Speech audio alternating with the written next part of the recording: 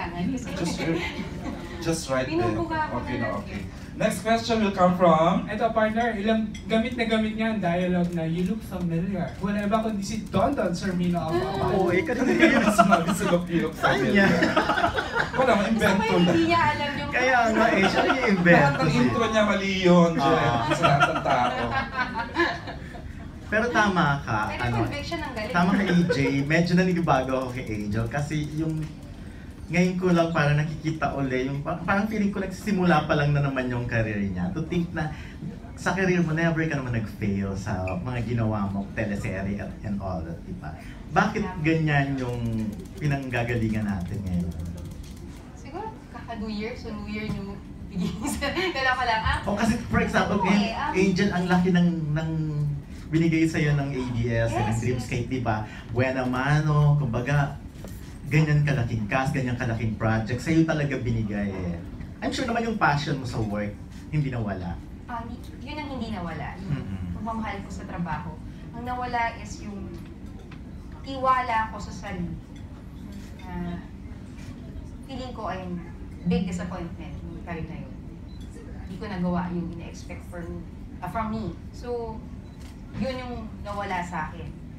Ngayon, siguro kaya pakiramdam natin pareho. Kasi kahit ako rin, feeling ko nagsisimula pa rin ako. Kasi, siguro ang dami rin kasi talaga nagbago sa paligid natin. And, siguro dahil medyo familiar tayo sa isa, parang may attachment ng konti. Pero, I don't know, parang hindi ko masabi. I guess mas,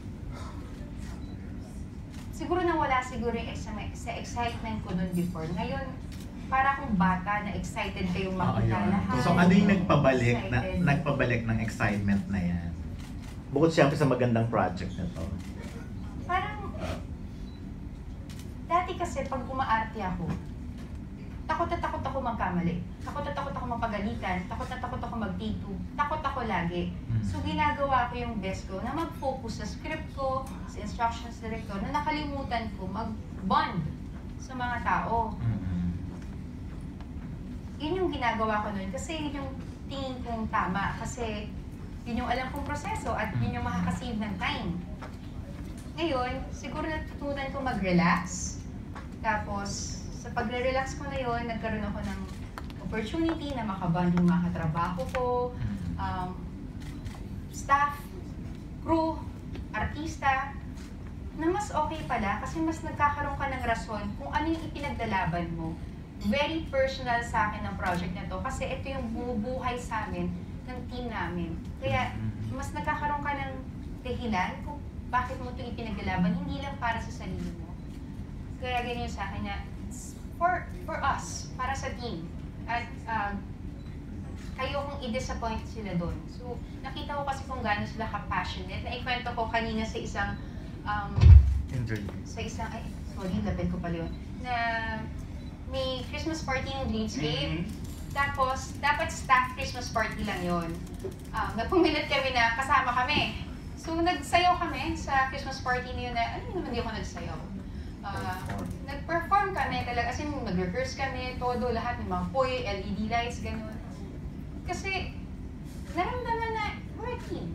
Diba? Kaya, nakaka-inspire magtrabaho na may teamwork kayo na parang I got your back. So, you got my back, I got your back. So, And sila nag-emerge na champion, Team General's Daughter. Competitive 100,000 din yun. Magkano naman ang ginastos mo sa staff na Huwag na po natin pag-usapan. Pero nanalo po kami. Competitive yung mga kasama ko rin eh. And, nagkaroon kami ng chance to bond. Ang saya namin nun. Pinakita namin yung malasakit sa isa't isa. And, yun, siguro kaya, mas excited ako ngayon kasi nagkaroon ako ng additional na rason kung bakit ko ito ginagawa. Bakit ko ito pinapaganda, hindi lang po para sa amin ng pamilya ko, hindi lang para hindi ako mapagalitan, hindi lang para sa mga fans na walang sawang pagsuporta, kundi eto sa mga tao, mas nakilala ko sila deeper. Kung noon, kilala na, pero mas ngayon, mas higil yung walang makakasakit sa'yo. Yung ganun pag-aalala, yung para kung pamilya talaga.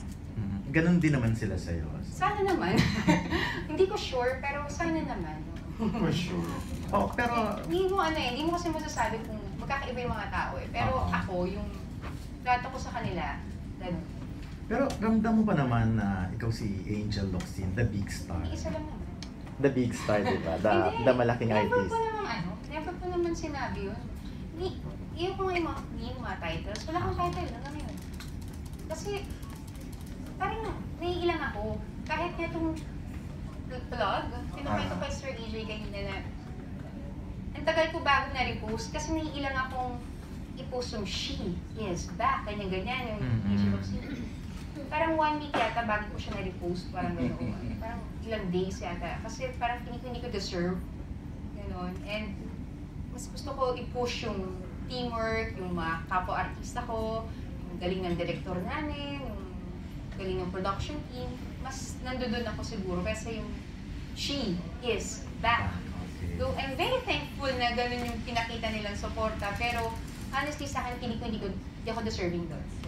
Talaga, pero I mean, looking back, di ba? Ganun kasi Marami unaffected by marami their kang, popularity and marami kang success. record na nagawa na Correct. hindi na-reach ng iba eh. Okay po ako dun. Kaya medyo nagugulat Okay po ako dun sa ngayon na record. na hindi talaga rin pumasok sa ulo mo lahat yung Sa success na naranasan.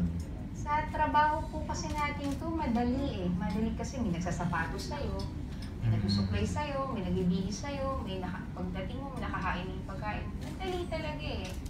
Kaya nga siguro maganda rin kung maging aware ka sa bawat katabi mo, kung ano yung mga pinagdadaanan niya. Kasi baka bad trip pa nung araw na yon pero yung katabi mo mas grabe pala yung pinagdadaanan. So, mas mas naging humble, mas naging concerned ka sa kapwa kaysa sa sarili mo lang. Are you saying? Ganun yung sa akin. Ganun siguro yung sa akin. Ewan ko. Okay na. Okay. May mga moments naman na mayabang din ako. Oo, Kaya, yun. kaya- Kasi marami kaya- kaming kilalang artista na alam nating may yabang eh. Lahat naman meron. Mm-mm. Hindi ko naman kayang tumayo dito sa harap mo nang wala akong ganun. Pero Hindi mo lang alam kung kailan mo kailangan mo kasi mararamdaman. i-control yung demon inside you, yung parang ganun eh. Yung parang kailangan mong i-face yung reality na hindi lahat ng bagay tungkol sa'yo. Yung parang ganun. Hindi lang ikaw nag-iisa. Iba, no? Hindi mag-work ang isang project kung ikaw lang, team yan. So, yun dapat. Kaya congratulations and good luck. At alam namin magaling kang daughter talaga. Thank you, Ay, salamat. singit na. Totoo naman. Totoo Walang naman. tulad kung gaano kabuting Correct. anak naman to talaga si Angel. Ano siya talaga a person for others. No?